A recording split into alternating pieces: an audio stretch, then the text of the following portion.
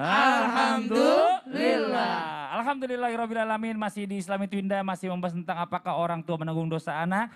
Kita akan lanjutkan lagi nih ya, menjawab pertanyaan-pertanyaan masuk di segmen Tanya Dong Ustadz. Kami semua tanya dong Ustadz. Oke, kita masuk ke pertanyaan dari Aldi.pray. Wah, Aldi yang selalu berdoa ini. Assalamualaikum Ustadz, izin bertanya.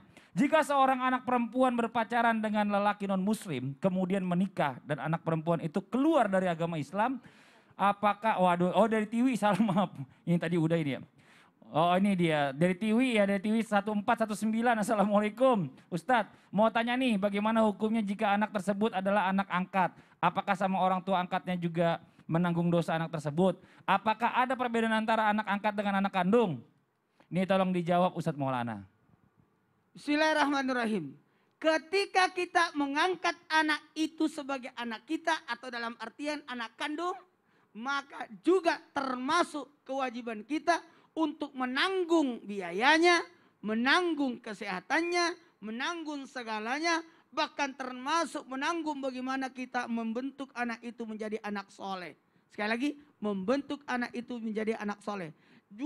Akan ada juga orang mengambil anak tapi dipekerjakan. Ini mengambil kesempatan ini. Bagusnya memang kalau kita mengangkat anak, ya kita nolongin, kita bantu. Dan ingat, anak ayam saja kita pelihara, dapat telur. Apalagi anak manusia. Nah, minimal dia doakan kita, ya menemani kita. Ya Allah, menuntun kita nanti di akhirat. Dan ingat, tetap ada tanggung jawab untuk menjaga jadi anak amanah. Anak itu tetap jadi amanah yang dititipkan kepada kita. Dan enaknya alhamdulillah kita diatur oleh undang-undang. Ada undang-undang perlindungan anak dan sebagainya. Jikalau ada orang yang mau mengadopsi anak atau mengambil anak untuk jadi anaknya, itu banyak sekali peraturannya. Bahkan sampai setahun prosesnya. Tidak semudah itu. Karena kenapa?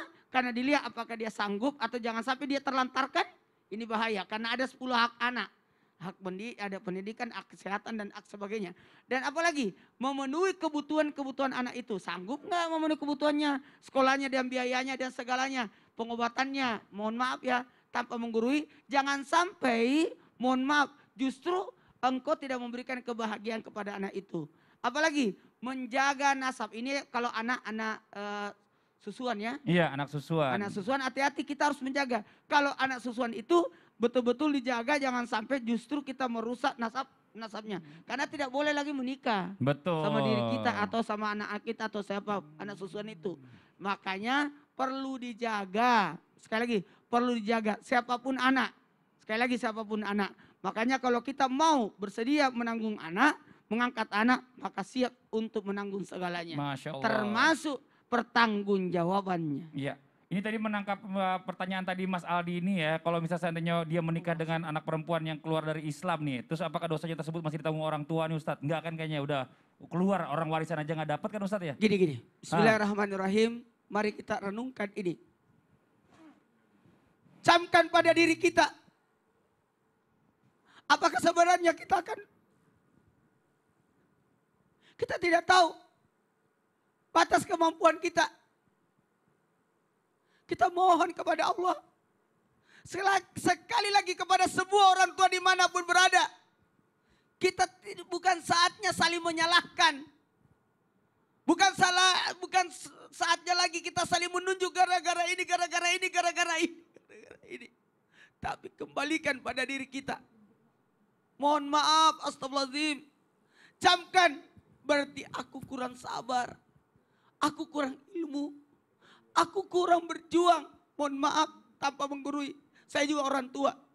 Saya lagi berpikir bagaimana membesarkan anak-anak, bagaimana menuntun anak, bagaimana melindungi anak. Apalagi 3 anak perempuan. Ingat, anak perempuan mudah dididik, tapi susah dijaga. Anak laki-laki gampang dijaga, tapi susah dididik. Itu perbedaannya. Dan yang paling penting, anak laki-laki itu dekat dengan ibunya, anak perempuan dekat dengan ayahnya. Karena anak perempuan milik ayahnya, anak laki-laki milik ibunya. Camkan ini, mohon maaf, anak itu dibentuk oleh 4. Siapa itu 4? Ayah penanggung jawab, ibu pemberi kasih sayang, lingkungan yang mewarnai, daya mengisinya adalah atas apa yang dia baca, di mana kita tempatkan, di sekolah mana, siapa gurunya. Carikan guru terbaik buat anak-anak kita. Mohon maaf. Karena jangan sampai anak itu mencari guru sendiri. Kita sebagai orang tua bagaikan membuat layangan yang harus diatur, perbaiki. Mohon maaf ibu yang ada di rumah, sanggup gak tas kita dipegang orang, dijagain orang? Enggak. Handphone kita? Enggak. Tapi pertanyaannya, kenapa anak kita tidak diperhatikan? Mohon maaf, jangan pernah menyalahkan anak, tapi kembalikan pada diri kita. Saling memperbaiki. Suami, istri, jangan saling menyalahkan. Ayo, saling bersama untuk bisa membentuk anak jadi baik.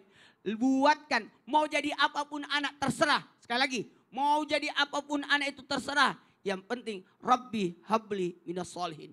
Jadikanlah anakku anak soleh. Apa artinya anak soleh? Anak yang berfungsi, anak yang berguna, anak yang bermanfaat. Ingat, harta banyak, tapi mohon maaf, tidak akan mungkin bisa harta itu mendoakan kita. Mobil kita tidak akan mungkin mendoakan kita. Motor kita tidak akan mungkin mendoakan kita. Tapi yang mendoakan kita adalah anak kita. Kalau kita sudah meninggal dunia, maka anak itulah yang membawa nama baik buat kita. Anaknya siapa yang azan? Yang imam, anaknya Ustadz Nur Makkah. Itulah Ustadz Sam. Anaknya Pak Haji Abdul Ghani. Siapa itu? Mas Padli. Anaknya Haji Maulana di Sakga. Itulah saya. Jamaah yang dimuliakan oleh Allah, ayo kita sama-sama berdoa. Silakan Ustaz Sam, buat yang di rumah silakan ikut berdoa, mengaminkan semoga kita mendapatkan berkat atas doa yang kita ucapkan. Bismillahirrahmanirrahim.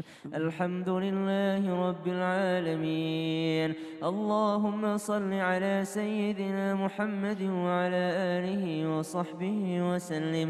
Na'udzu bi kalimatillahi tammah min kulli syaitanir waham wa min kulli ainin lam. Ya Allah, kami memohon perlindungan darimu untuk kami dan anak keturunan kami, ya Allah, dari godaan syaitan yang terkutuk. Rabbana taqabbal minna innaka antas sami'ul alim wa tub alaina innaka antat tawwabur rahim. Allahumma barik lana fi awladina wa la tadurrahum. Ya Allah, berkahi kami dan berkahi anak cucu kami, ya Allah.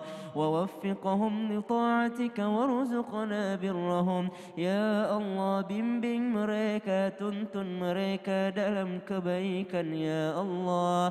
Dan berikan kami rezeki dari berbaktinya anak keturunan kami, ya Allah. Rabbana ighfir lana dhunubana wa liwalidina warhamhum kama rabbawna shighara.